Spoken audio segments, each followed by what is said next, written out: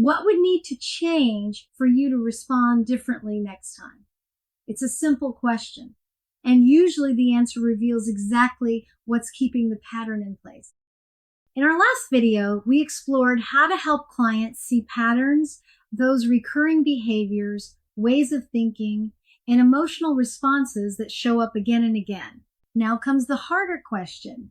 Once the pattern is visible, what do they do about it?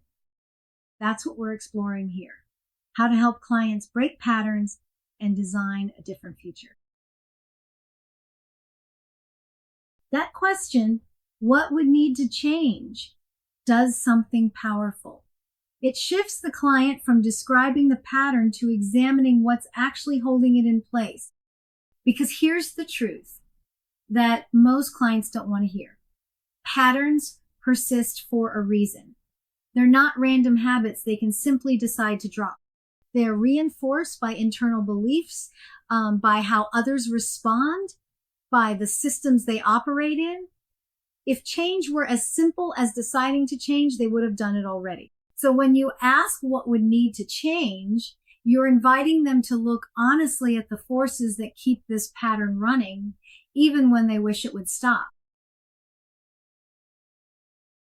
Understanding what sustains unwanted patterns means looking at multiple levels simultaneously. I think of it as 3 layers of reinforcement. The internal layer, their beliefs about themselves, fears of consequences, deeply ingrained habits, and mental models that filter how they see situations. This is what most clients focus on, and it matters. But it's not the whole picture. The external layer, how others respond to their behavior, what gets rewarded in their environment, the immediate feedback they receive. A client trying to be less accommodating may find that people liked the old accommodating version better. That external pushback reinforces the pattern.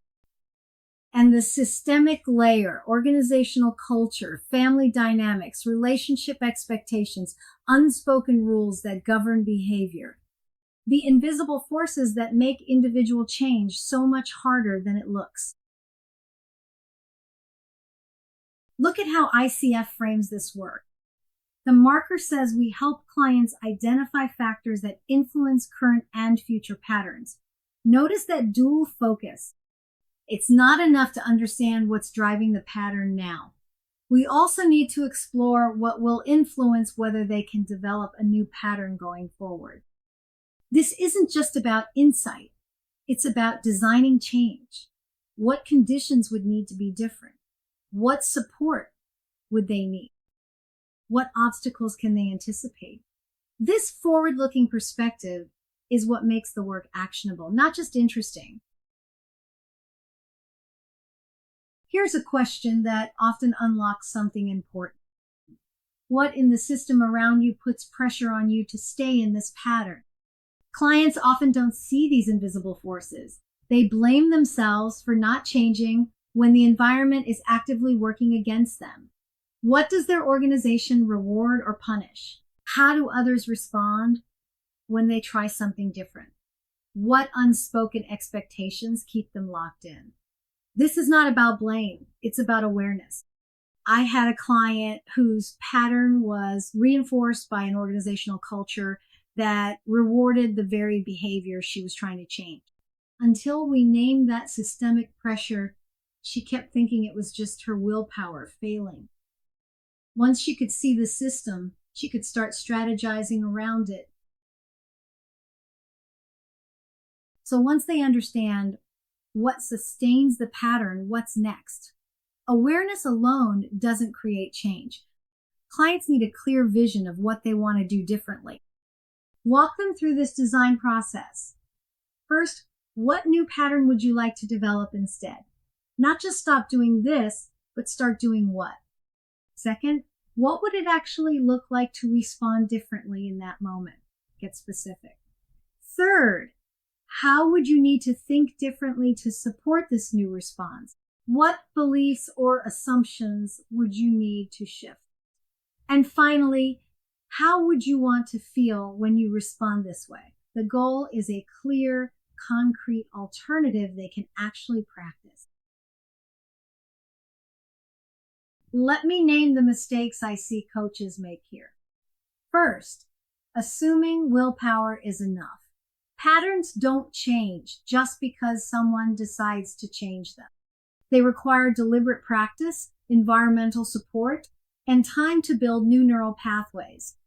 If your client could just will their way out of this pattern, they would have. Second, ignoring systemic factors. When we fail to address the external forces that reinforce patterns, we set clients up for frustration and failure. Help them see the system, not just themselves. Third, focusing only on stopping the old pattern without defining the new one. Don't do this anymore isn't a strategy. Help them design specific new responses and create opportunities to practice before the real moment arrives. Here's what I want you to hold on to. Breaking patterns requires understanding what sustains them, the internal, external, and systemic factors that keep them in place. Without that understanding, clients are just fighting shadows. New patterns don't emerge automatically. They have to be intentionally designed, clearly articulated, and deliberately practiced. That's the work that turns insight into lasting change. Breaking patterns and designing futures requires generating options, helping clients see what's possible. That's where we're headed next, how to brainstorm possibilities and explore what they're actually willing to do.